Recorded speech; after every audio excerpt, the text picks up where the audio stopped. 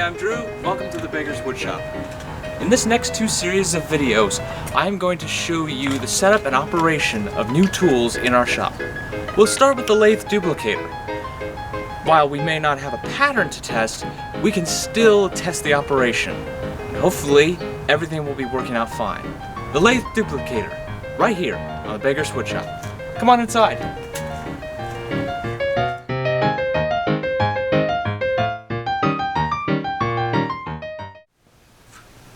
Recently, our lathe duplicator arrived in the mail.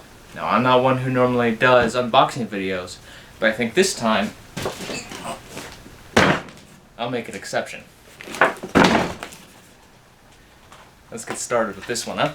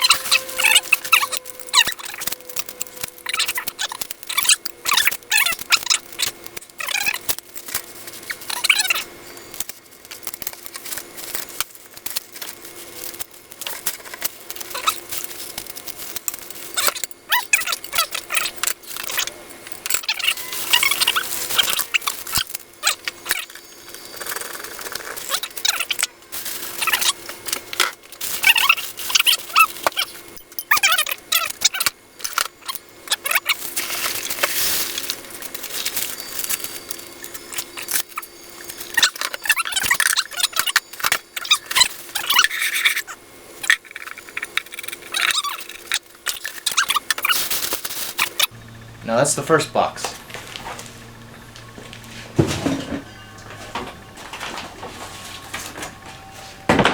Let's take a look at the second.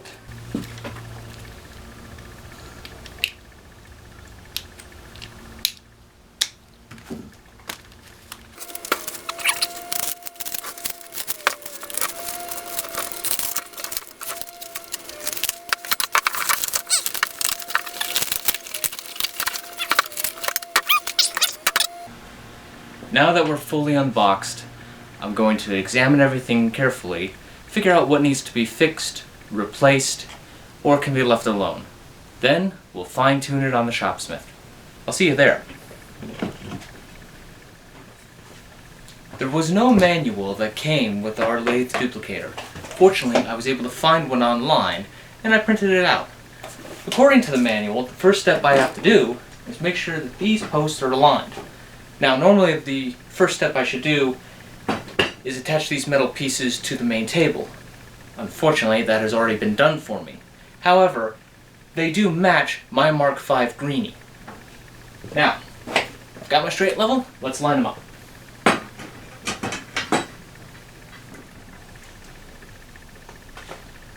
There's a flat spot that allows me to line it up with a flat edge, and a stiff one too, not something flimsy. Once they are aligned, I take an Allen wrench, tighten the Allen screws down.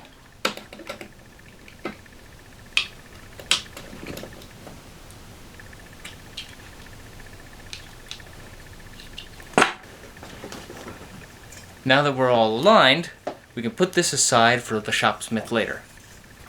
We've got a couple other pieces we need to install first. Some of our pieces have already been assembled. That's the difficulty when you buy used. But it will speed up our operation.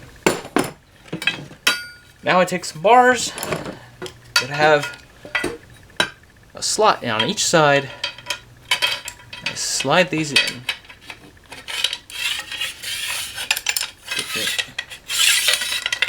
Nice and loose.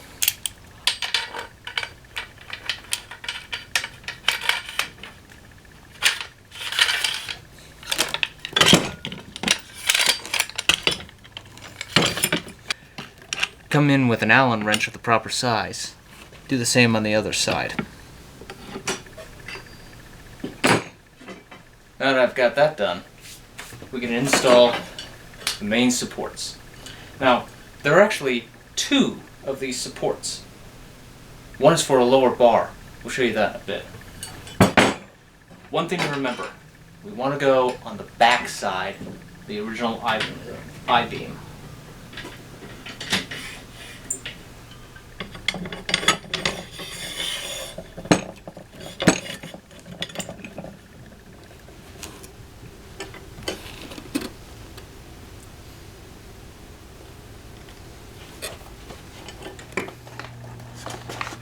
Before I go any further, I want to make sure that this cutter head is aligned properly and sitting perfectly flat.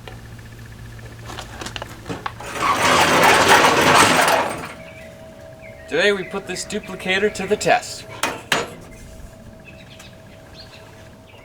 When installing the table, be sure not to force it. If there is a problem, apply some paste wax, but don't beat it like I do. Next, I apply the main unit to the machine, making sure not to over-tighten so I don't crush the way tubes. Note the headstock's position. I would later move it so the duplicator surrounds it.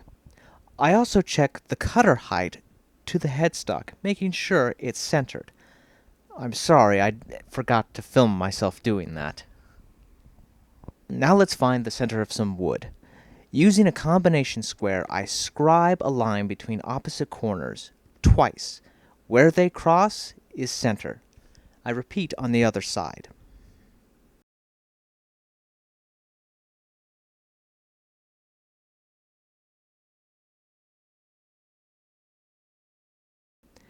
Now I'll take a spur drive and hammer it into the center of one side of the wood.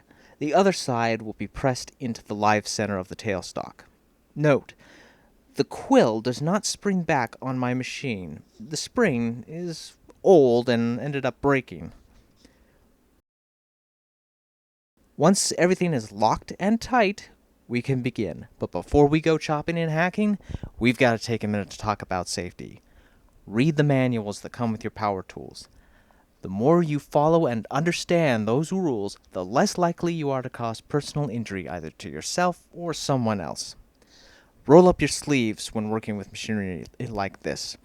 I accidentally rolled mine up a little high, but essentially you want to go as far as just above the elbow.